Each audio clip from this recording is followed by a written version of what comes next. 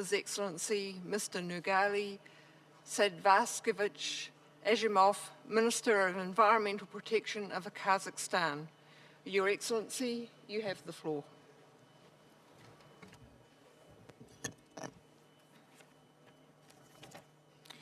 Distinguished delegates, ladies and gentlemen, let me express my gratitude to the people of Denmark, the President and Conference of the Parties, for warm hospitality and excellent organization of our work during 2 weeks of our intense negotiations.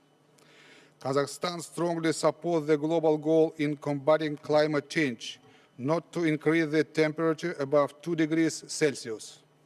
In order to achieve this goal, all countries should take the real steps and put their maximum efforts in reducing their CO2 emissions.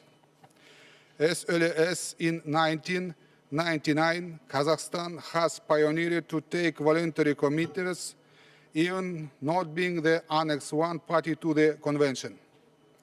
The next contribution of Kazakhstan is to reduce its emissions by 15% by 2020 and by 25% by 2050. Furthermore, our President, Nursultan Nazarbayev, stated a new objective that the robust economic growth should be based on a low-carbon, sustainable economy. Additionally, the state program named Жасыл даму, Green Growth, was adopted. In the regard, Kazakhstan is ready to cooperate with the Green Fund created on this conference by Australia, Great Britain, Mexico, and Norway. Kazakhstan is harmonizing its national ecological legislation with the international rules. Kazakhstan has proposed to the international community to include it into Annex B of the Kyoto Protocol. However, our proposal was postponed to the next year. A loss of 1 year of the Kyoto period means for us the loss of 30% of time in harmonization of our national legislation.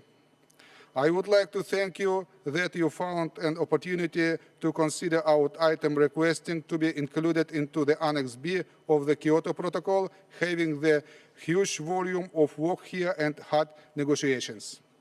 In conclusion, let me propose the countries must adopt the comprehensive decision here today in Copenhagen.